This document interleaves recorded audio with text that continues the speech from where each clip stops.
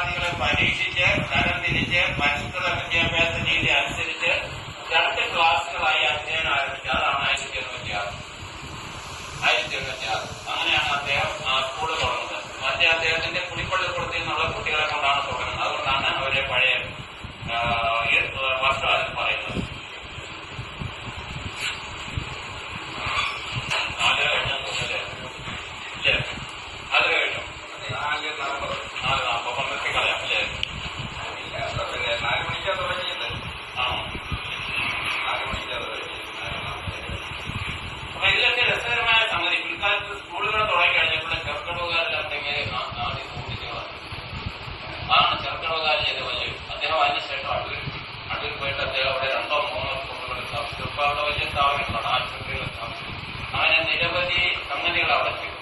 ചെറുക്കടവുകാരി 2 സ്കൂളുകൾ സ്ഥാപിച്ചതോടുകൂടി അദ്ദേഹത്തെ ഇവിടുന്ന് ഓടിക്കുകയായിരുന്നു. അതിന്റെ കാരണത്തിലേക്കൊന്നും ഞാൻ കടക്കുന്നില്ല. അദ്ദേഹത്തിന്റെ തെറ്റൊന്നുമല്ല, നാട്ടുകാരുടെ കൊണ്ടാദ്യം തന്നെയായിരുന്നു.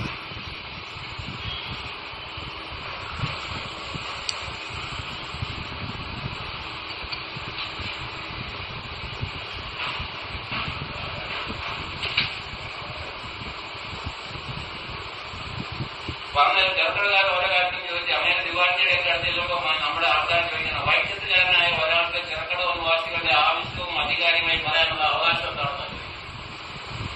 ചെറുക്കടയിലുള്ള ചില ആളുകൾ ചോദിച്ചു, ഇങ്ങോട്ട് പോയി ഞങ്ങളുടെ കാര്യം നടത്താനുള്ള അധികാരം എന്താണ്, ഞങ്ങളെല്ലാം നടത്തുന്നത്, ഇതൊക്കെയായിരുന്നു അക്കാലത്തെ പ്രശ്നങ്ങൾ. അത് തുടർന്ന് അദ്ദേഹം ചിറക്കടവ് വിട്ടുപോവുകയുണ്ടായി. സ്വാമിജിയുടെ നിഷ്കളങ്ക മനോഭാവത്തെയും നിസ്വാർത്ഥ താല്പര്യം ചോദ്യം ചെയ്യത്തക്ക വിധത്തിൽ തെറ്റിദ്ധാരണജനകമായ ദുഷ്പ്രചരണങ്ങൾ ഉണ്ടായി. അതിനെ തുടർന്നാണ് അദ്ദേഹം നാട് വിട്ടിട്ട് അദ്ദേഹം അടൂരിലേക്ക് പോയി. അദ്ദേഹം ആദ്യം പോയത് അദ്ദേഹം സദാനന്ദ സ്വാമികളുടെ അടുത്ത് പോയി. കൗവിനെ മാത്രം എടുക്കുന്ന സദാനന്ദ സ്വാമികളുടെ അടുത്ത് പോയിട്ട് അദ്ദേഹം ശിഷ്യനാവും. എന്നിട്ട് അദ്ദേഹം ദയാനന്ദ സ്വാമികൾ എന്ന പേര് സ്വീകരിച്ചു. അങ്ങനെയാണ് അദ്ദേഹം ദയാനന്ദ സ്വാമികളായി. അതുപോലെ മറ്റേ തൊടുപുഴ CK നാരായണമുള്ള അദ്ദേഹത്തിന്റെ പേര് സ്വാമിനാരായണൻ. അദ്ദേഹമാണ് സ്വാമിനാരായണൻ. അങ്ങനെ തൊടുപുഴയും വൈക്കത്തുമുള്ള 2 CK നാരായണമുള്ളയാണ് നമ്മുടെ ഈ പ്രദേശങ്ങളിലുള്ള ആളുകൾക്ക്, പ്രത്യേകിച്ച് ഹിന്ദു വിഭാഗങ്ങളിലുള്ള ആളുകൾക്ക് വിദ്യാഭ്യാസം ലഭിക്കാനുള്ള സ്കൂളുകൾ സ്ഥാപിച്ചത്. തീർച്ചയായിട്ടും നമ്മളെ ഇതുപോലുള്ള മഹാന്മാരെ നമ്മളെ ഇടയ്ക്കിടയ്ക്ക് ഓർത്തിരിക്കണം. അതുപോലെ മറ്റ് ചില താല്പര്യമുണ്ടെങ്കിൽ മറ്റ് ചില മഹത് വ്യക്തികളെ കുറിച്ച് അടുത്ത മീറ്റിങ്ങുകളിൽ ഇതുപോലെ പ്രഭാഷണം നടത്താൻ എനിക്ക് താല്പര്യമുണ്ട്. കേൾക്കാൻ താല്പര്യമുണ്ടെങ്കിൽ അതിൽ തയ്യാറായിട്ട് വരാം എന്ന് പറഞ്ഞുകൊണ്ട് ഈ പറഞ്ഞതിൽ എന്തെങ്കിലും സംശയമോ ചോദ്യം ഉണ്ടെങ്കിൽ അത് ഞാൻ മറുപടി പറയാം. ചില കാര്യങ്ങൾ മറന്നു പോകും. പ്രായം 52 വയസ്സായതുപോലെ പഴയതുപോലെ ഓർമ്മയും. സാർ, ഒരു കാര്യം ചോദിക്കാം. മറ്റേ സ്വാമി വിവേകാനന്ദൻ മറ്റേ ഈ സ്വാമിയുടെ അടുത്ത് ചിന്മുദ്രയുടെ വിശദീകരണം ചോദിച്ച് ഈ ഒരു സ്വാമിയല്ലേ, ചട്ടമ്പിസ്വാമി അല്ലേ അത് ക്ലിയർ ചെയ്ത് കൊടുത്ത്? അതെനിക്ക് തോന്നുന്നത് അത് പറയുന്ന വലിയ കാര്യമില്ല.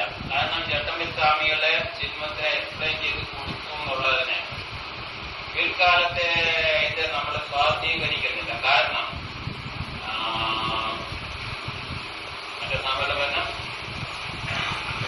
വിവേകാനന്ദൻ അത് വരുന്ന കാലത്ത് അവനേരം വിവേകാനന്ദനായിട്ടില്ല, നരേന്ദ്രദത്തായിരുന്നു. നരേന്ദ്രൻ അദ്ദേഹം പിൽക്കാലത്ത് പറഞ്ഞു, ഞാൻ കേരളത്തിൽ ശ്രേഷ്ഠനായ ഒരു വ്യക്തിയെ കണ്ടെത്തുന്ന പോലെ. ശ്രേഷ്ഠൻ നല്ല അദ്ദേഹം ഉച്ചരിക്കുന്നത് അദ്ദേഹം പറഞ്ഞ വാക്ക്, അങ്ങനെയുള്ള ഒരു മനുഷ്യനെ കണ്ടെത്തിയെന്നേ ഉള്ളൂ, ഒരു സ്വാമിയെ കണ്ടെത്തിയെന്നോ അല്ലെങ്കിൽ സ്വാമിയെ കണ്ടെത്തിയെന്നല്ല, ചിന്മുദ്രയുടെ വിശദീകരണം കേട്ടത് ശരിയല്ല. ഒരു സാധാരണ വ്യക്തിയെ മട്ടില്ല അദ്ദേഹം പറഞ്ഞത്. ഞാൻ നിസാംപൂരിൽ ഞാൻ കണ്ടെത്തിയത് ഒരു മറ്റേ ഇത്ര പണ്ഡിതെന്ന് പറയുന്നില്ല. ഈ വിഷയത്തിൽ പണ്ഡിതനായ ഒരു വ്യക്തിയെ ഞാൻ കണ്ടെത്തിയെന്ന് പറയുന്നില്ല വിവേകാനന്ദൻ. റിമാർക്കബിൾ മാൻ. കാരണം വിവേകാനന്ദൻ ഇതുപോലെ പലയിടത്തും അന്വേഷിച്ചിട്ട് അതിന്റെ വിശദീകരണം ചുമ്മാതെ പറയുന്ന ഒരുപാട് ചട്ടമ്പിസ്വാമികളെ ഉയർത്തി കാണിക്കാൻ ഒരുപാട് ശ്രമം, ശ്രീനാരായണ ഗുരുവിനെ പോലെ കൊണ്ടുവരാൻ വേണ്ടി ഒരുപാട് ശ്രമങ്ങൾ വന്നു. അപ്പൊ അങ്ങനെ ഒന്ന് എക്സ്പ്ലെയിൻ ചെയ്യുന്നെങ്കിൽ റിമാർക്കബിൾ മാൻ എന്ന് പറയത്തില്ല. ഇൻ കേരള ആണോ പറയുന്നത്